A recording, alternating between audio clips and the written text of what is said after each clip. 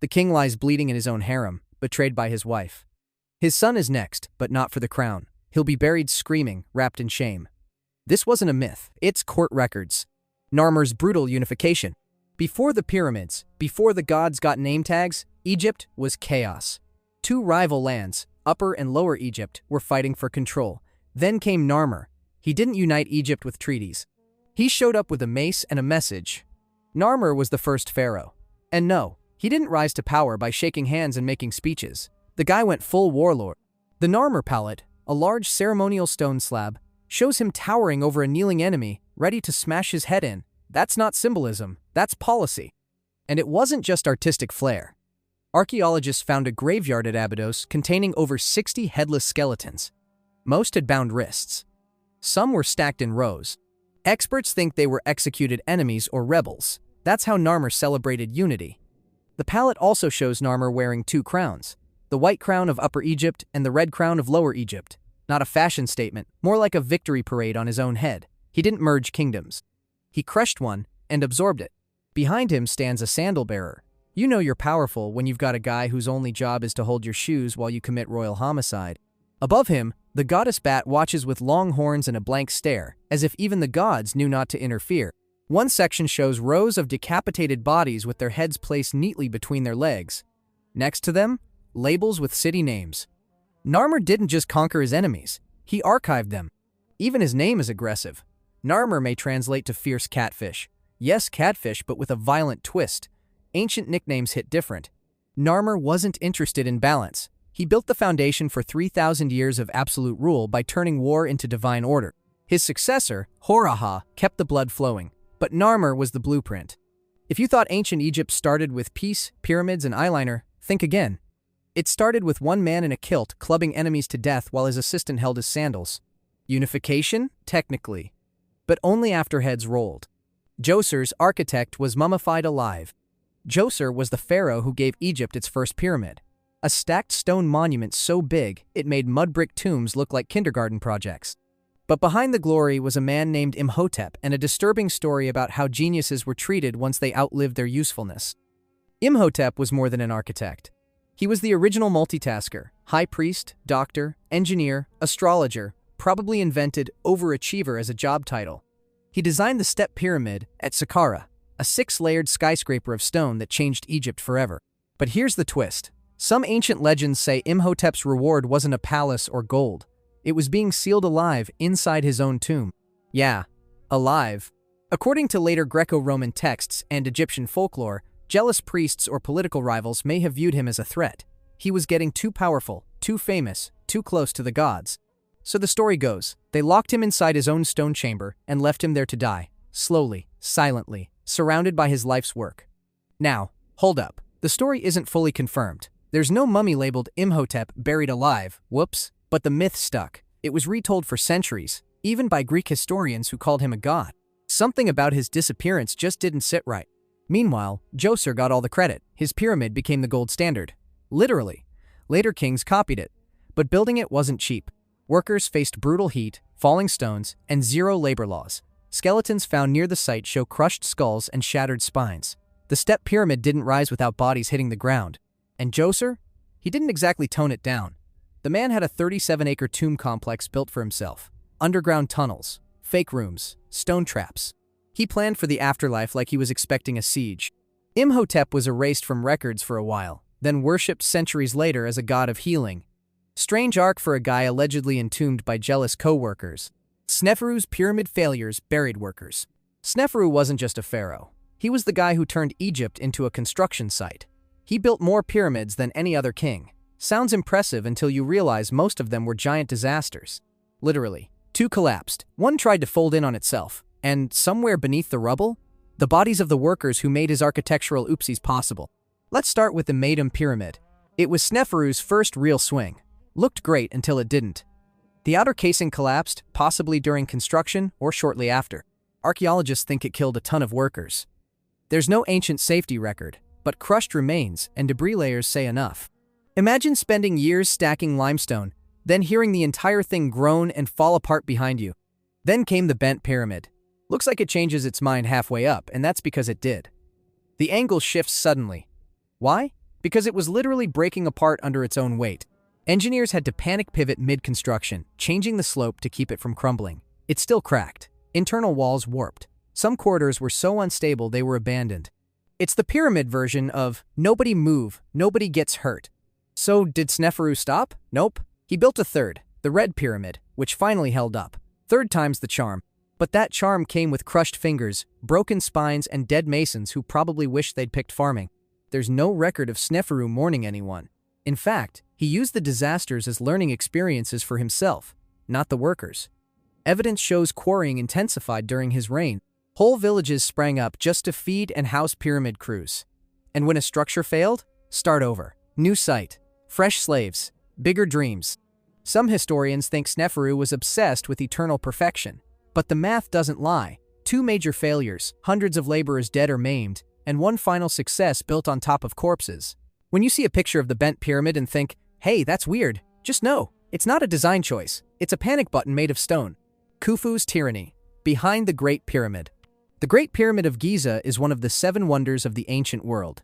But behind its perfect angles and god-tier marketing was a ruler with a reputation for being a royal nightmare. Meet Khufu, or as later Egyptians called him, the jerk with a god complex. Sure, Khufu built the most famous pyramid in history. But the glowing praise stops there. Ancient sources like Herodotus didn't hold back. He claimed Khufu shut down temples, drained Egypt's economy, and even forced his own daughter into prostitution to help fund the thing. Did that part really happen? Probably not. But the fact that people believed it tells you how unpopular he was. What we do know, the labor force was massive. Around 20,000 to 30,000 workers, not slaves but still not exactly volunteers. These were state laborers, rotated in from across the country, housed in rough barracks, and fed bread, beer, and onions. Archaeologists found their bones near Giza. Many had crushed vertebrae, broken limbs, and arthritis from hauling multi-ton blocks.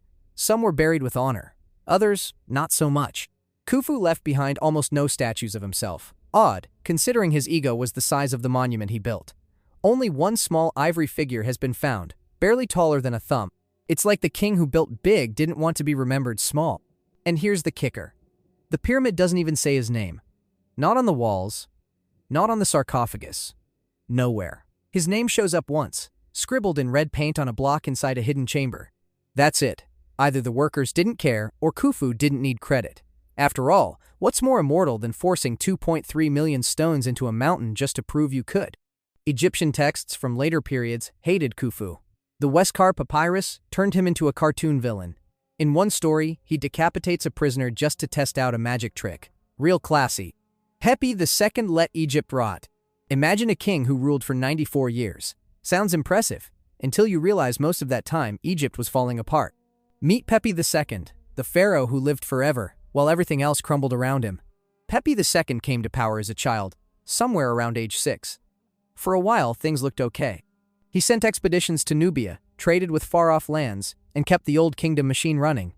But the longer he sat on the throne, the more everything started to decay, literally. By the end of his reign, Egypt wasn't united. It was fractured, run by local governors who no longer cared what the capital said. Pepi, now very old and reportedly feeble, couldn't stop them. Tomb inscriptions from regional officials during this time start bragging about their own power. That's a huge red flag in a system where the king was supposed to be a living god. And while Pepi enjoyed his decades of divine luxury, the regular people, not so lucky.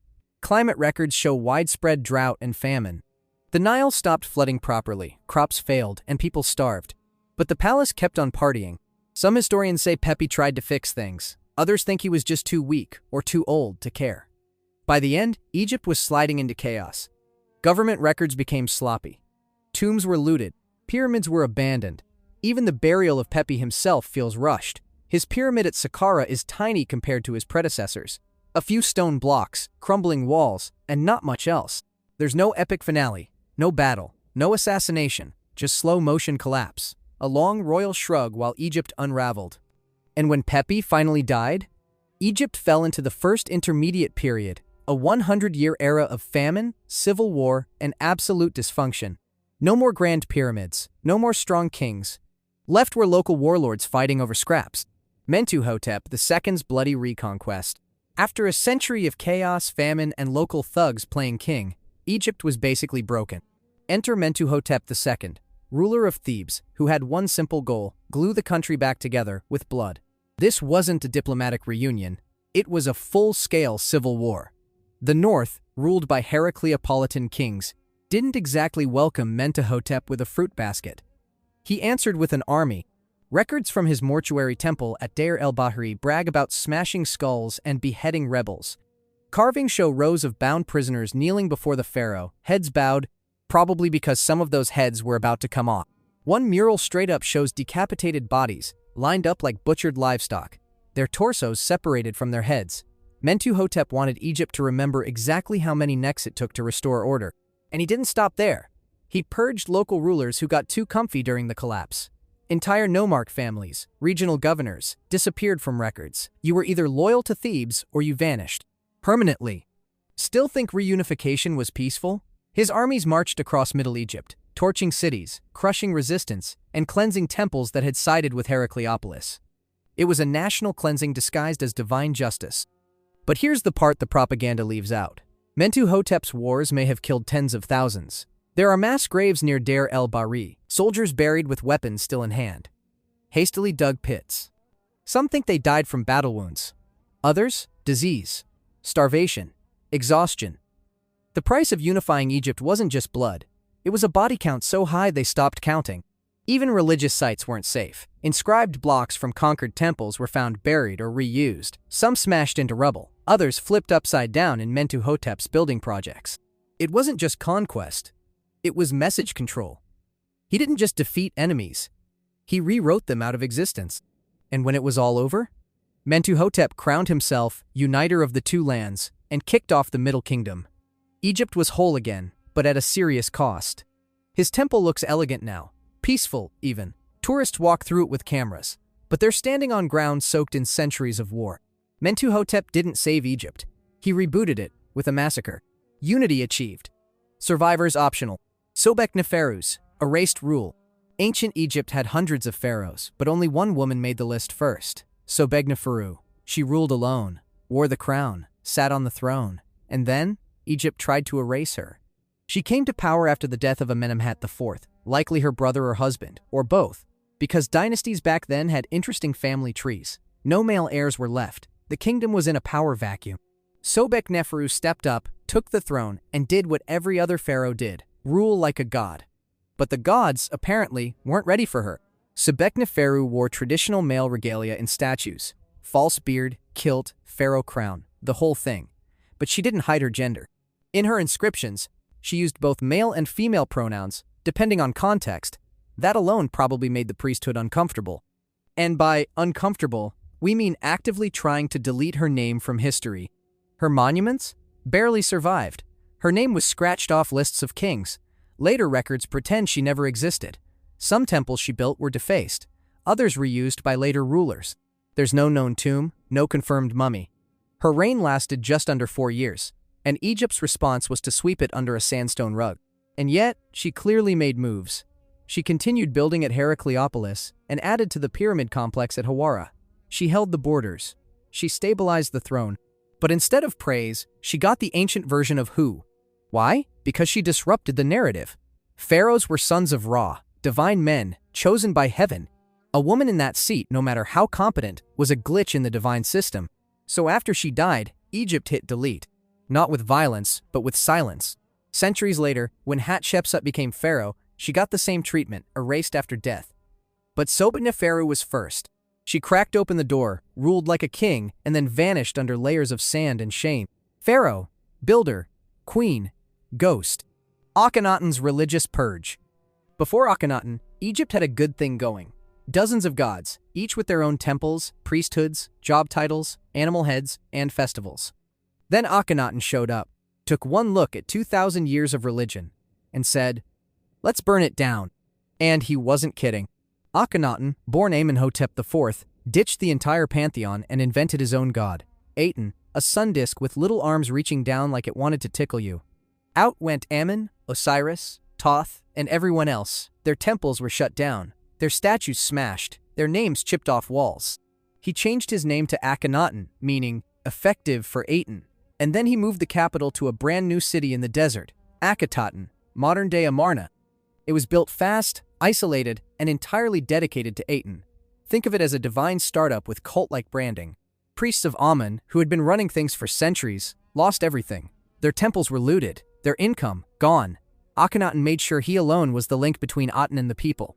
That's right, he invented monotheism and made himself the middleman. And it wasn't optional. Officials had to carve out Aten hymns in their tombs or risk not getting buried at all. Old prayers were banned. Even in art, everything changed.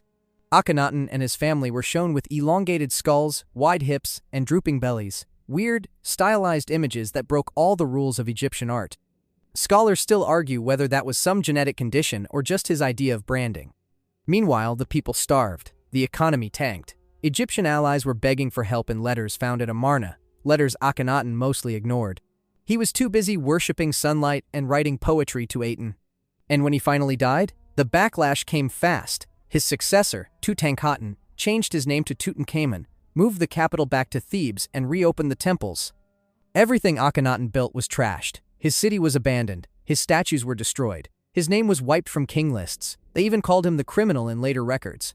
Tutankhamun's rushed burial and hidden injuries. Tutankhamun is Egypt's most famous pharaoh, but not for what he did alive. His fame came from what was buried with him: gold, mystery, and some deeply disturbing forensic evidence. He took the throne at age 9, right after Akhenaten's religious circus collapsed. His handlers quickly scrubbed away the sun god cult, reopened temples, and basically used the kid as a reset button. But Tut didn't last long. He died around age 19, and to this day, no one can agree on how. Let's start with the body. When Howard Carter opened the tomb in 1922, Tutankhamun's mummy was a mess. His body had been burned, yes, burned, after burial. Chemical reactions between the embalming oils and linen caused a spontaneous internal combustion. Basically, King Tut slow-cooked inside his sarcophagus. It gets worse. CT scans and DNA tests revealed a laundry list of issues: a broken leg, possibly caused days before death, a malaria infection, a cleft palate, scoliosis, and necrosis in his foot. The guy needed a cane to walk. Over 130 walking sticks were buried with him. That's not a fashion statement. That's orthopedic desperation. There's also the matter of his chest, which is gone. His sternum and ribs were missing entirely. Some think it happened during embalming. Others think it was the result of a chariot crash, or even political murder. There's no clear cause. Just theories, and none of them are comforting. Then there's the tomb. It's shockingly small for a pharaoh. The walls were painted in a hurry, so fast in fact that the paint was still wet when the tomb was sealed. Mold spores grew on the walls, preserved forever. Even his funerary items were recycled from a woman's burial, possibly his stepmother's. Yep, the boy king got hand-me-down. All signs point to one thing: Tutankhamun wasn't supposed to die when he did. His death was sudden, messy, and politically inconvenient. Egypt buried him fast and quietly, then moved on. But fate had other plans. In trying to erase him, they accidentally made him immortal. Ramses III's harem conspiracy and throat slit. By the time Ramses III took the throne, Egypt was limping through its golden age. Invasions, internal corruption, famine, strikes, you name it. But Ramses kept the empire intact. He beat back the sea peoples, funded temple construction, and ruled with a grip like granite. Too bad he didn't watch his own house. The real threat wasn't foreign, it was wearing perfume in the royal harem. Meet Ta, a secondary wife, not the chief queen, but ambitious enough to try a little palace coup. Her son, Pentuer, was a prince with zero path to the throne, so Ta launched a conspiracy that reads like an ancient murder thriller. She recruited royal staff, scribes, guards, butlers, and even court magicians. They used wax figurines to curse the king, forged letters to plant lies, and smuggled scrolls through the harem like contraband. There were love spells, poisons, magic rituals, and probably a lot of dramatic whispering behind silk curtains. And it worked. For years, historians weren't sure how Ramses III died. Then, in 2012, a CT scan changed everything. His throat had been cut, so deep it severed the trachea and major arteries. He didn't linger. He was executed, silently, by his own inner circle, assassinated in his private chambers. The aftermath was chaos, but Egypt kept receipts. The judicial papyrus of Turin lays out the whole messy trial. Over 40 people were arrested, some were tortured. Others took their own lives, which in ancient court speak meant the guards helped. The records even include judges getting removed for conflict of interest. Yep, courtroom drama, ancient edition. Prince Pentuer, the intended usurper, was convicted. His punishment? Forced suicide.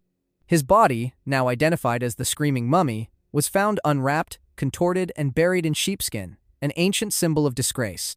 Meanwhile, Ramses IV took the throne, cleaned up the mess, and acted like nothing happened. But the conspiracy marked the beginning of the end. The new kingdom was spiraling. The priesthood was rising. Royal authority was bleeding out, literally. So here's the legacy of Ramses III. A glorious reign ended with a knife, a prince who screamed into eternity, and a palace so corrupt it turned into a true crime papyrus. Egypt didn't just lose a king, it lost the last ounce of control.